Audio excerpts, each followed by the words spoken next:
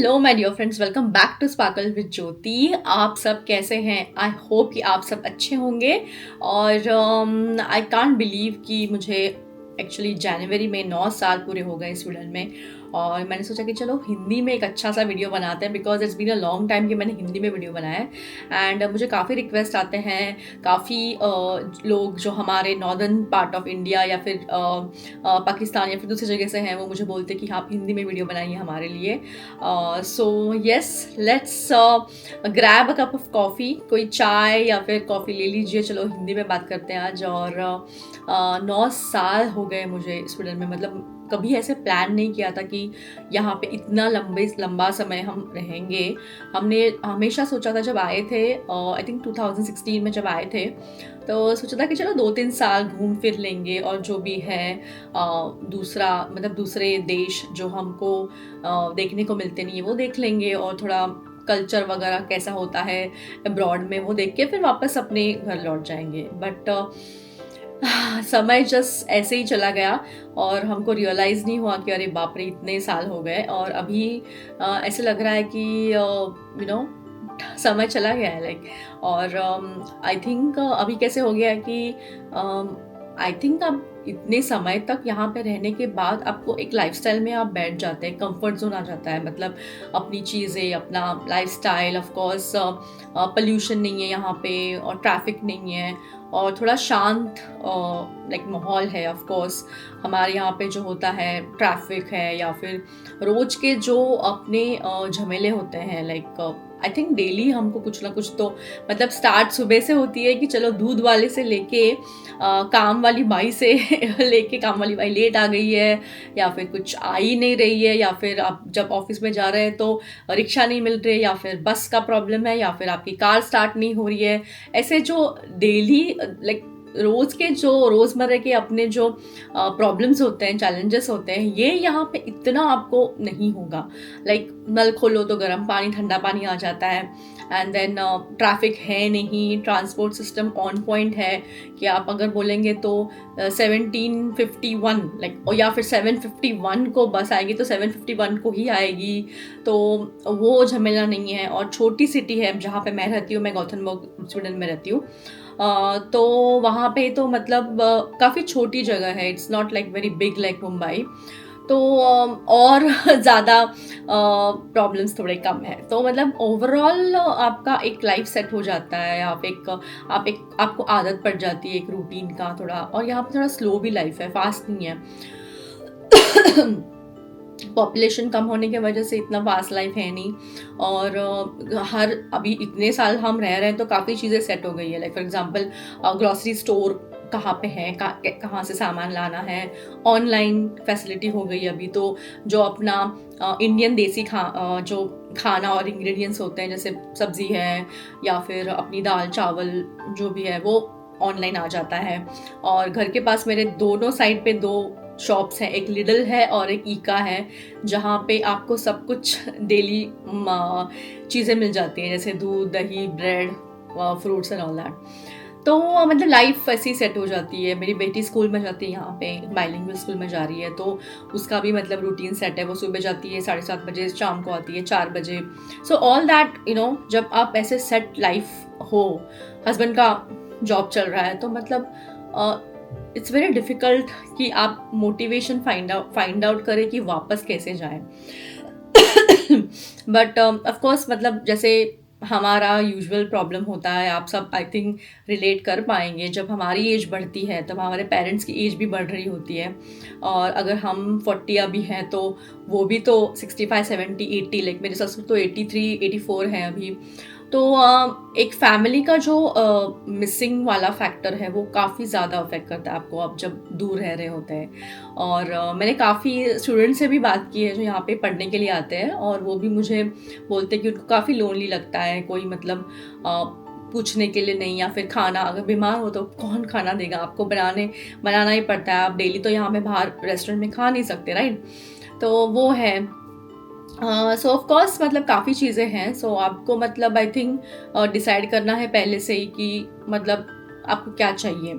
और कोई लोग ऐसे भी हैं जो कुछ शॉर्ट टर्म के लिए आते हैं, मतलब से 4-5 साल, जब बच्चे नहीं हैं तो आप आ जाओ, जो भी है आप दोनों अगर काम करें तो और बढ़िया है, दोनों काम करके पैसे कमा के जो भी है आप अपने घर वापस जा सकते हैं। बट यूजुअली यहाँ पे इतनी आसानी से जॉब मिलता नहीं है अगर आप नॉन आईटी फील्ड से हो। जैसे मतलब इंजीनियरिंग है, आईटी है, सॉफ्टवेयर है, तो आपको कुछ ना कुछ तो हो जाएगा आपका यहाँ पे और जॉब मिल जाएगा। लेकिन अगर आप मार्केटिंग हो, एचआर हो, या फिर डॉक्टर हो, या फिर फिजियोथेरेपिस्ट हो, न्यूट्रिशनिस्ट हो, ये ऐसे वाले जो करियर्स हैं उनके लिए आपको स्वीडिश का हाथ पकड़ के ही चलना पड़ता है, स्वीडिश आपको सीखना ही पड़ता है। और वो जो भी उनके कोर्सेज हैं, जो भी उनका जो एक रास्ता है वो आपको फॉलो करना पड़ता है। बिकॉज ऐसे आप बोलेंगे कि नहीं मैं आ जाता हूँ और स्टार्ट हो जाएगा मेरा करियर, तो उतना आसान है नहीं यहाँ पे। मैं बता रही थी कि अभी तो काफ़ी रूल्स, माइग्रेशन के जो रूल्स हैं वो काफ़ी स्ट्रिक्ट हो रहे हैं। इतनी आसानी से सिटीजनशिप या फिर पीआर मिलना भी काफ़ी मुश्किल हो गया है। लाइक पीआर के लिए आपको एक परमानेंट रेसिडेंसी जो है उसके लिए आपको एक tip, I think it's 37,500 now, तो उतना मिनिमम सैलरी आपको होना चाहिए। मतलब एक ज़माना था आई थिंक 2-3 साल पहले, जब 13,000 अगर आपको 13,000 सैलरी होगी तो भी आप आ सकते थे यहाँ पे, लेकिन अभी ऐसा नहीं है। तो जो भी आपको, आपका वो जो रिक्वायरमेंट है, सैलरी का रिक्वायरमेंट, उतना आपको पूरा करना ही पड़ता है, नहीं तो आपको परमानेंट रेसिडेंसी नहीं मिलता। तो ऐसे काफ़ी सारी चीज़ें अभी यहाँ पे स्ट्रिक्ट हो रही हैं, काफ़ी रूल्स ऐसे टाइट कर रहे हैं। लेकिन फिर भी अगर मतलब ऑफ कोर्स अगर आपको आना है तो मैं यहाँ पे हूँ, और मैं काफ़ी लोगों को हेल्प करती हूँ। सो यहाँ पे आने के लाइक दो से 3 स्ट्रॉन्ग वेज हैं जिससे कि आप यहाँ पे आ सकते हैं। सो सबसे पहले ऑफ कोर्स है वर्क परमिट। अगर आपको जॉब मिल जाता है यहाँ पे तो एम्प्लॉयर आपका वीज़ा अगर स्पॉन्सर करता है तो आप आसानी से यहाँ पे आ सकते हैं। तो मतलब जॉब मिल जाता है, जॉब मिल गया तो that is like the perfect best way to come here.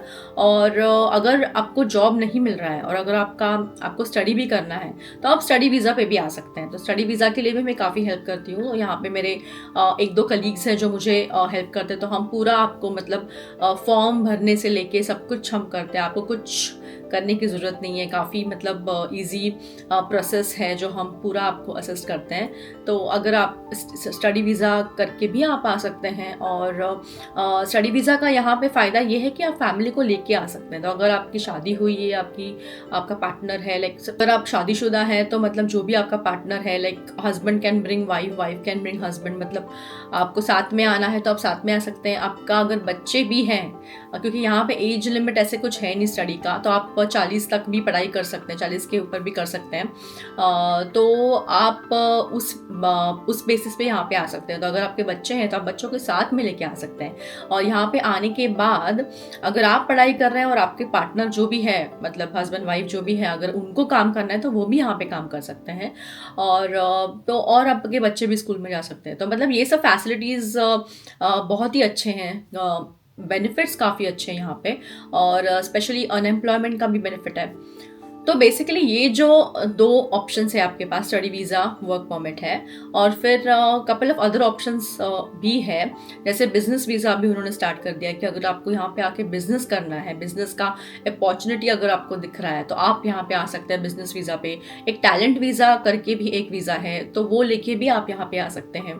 तो मतलब अगर मतलब आपको आना है, आपने डिसाइड किया है कि आपको यहाँ पे आपका लाइफ बिल्ड करना है या फिर एज ए एक्सपीरियंस लेने के लिए भी आना है इंटरनेशनल मार्केट का, तो आप आ सकते हैं। तो ये सारे तरीके हैं। तो आप ऑफ कोर्स अगर आपको हेल्प चाहिए या फिर कुछ भी गाइडेंस चाहिए तो आप मुझे इस वीडियो के नीचे कमेंट में डाल सकते हैं, या फिर मुझे प्राइवेटली ज्योति इन स्वीडन पे भी, इंस्टाग्राम मेरा आईडी है, उस पर भी आप मुझे डीएम कर सकते हैं। मैं काफ़ी हेल्पफुल हूँ। मुझे पता है अभी यहाँ पे 9 साल रहने के बाद अभी इतनी सारी चीज़ें पता चल गई हैं, इतनी सारी चीज़ें मैं जा चुकी हूँ उससे, तो काफ़ी एडवाइस कर सकती हूँ मतलब हर एक सिचुएशन के लिए।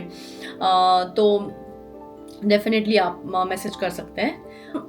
ये हो गया। अभी नेक्स्ट टॉपिक करियर का भी है कि मुझे काफ़ी लोग पूछते हैं कि आप मतलब किस तरीके का करियर यहाँ पे कंटिन्यू कर सकते हैं। अभी जस्ट मेरी लास्ट वीक की एक बंदे से बात हुई और उन्होंने हॉस्पिटल मैनेजमेंट किया हुआ है, और मेरा 1-on-1 कोचिंग भी है। तो अगर मुझे डायरेक्टली मतलब आपको मुझसे डायरेक्टली बात करनी है तो मैं वो लिंक यहाँ पे छोड़ दूँगी नीचे डिस्क्रिप्शन बॉक्स में, आप देख सकते हैं। तो जैसे कि मैं बता रही थी कि वो बोल रही रही थी कि उसकी हॉस्पिटल मैनेजमेंट उसने किया हुआ है और अभी उनकी शादी हो रही है, तो वो यहाँ पे आने वाली है कुछ दिन में, कुछ महीनों में।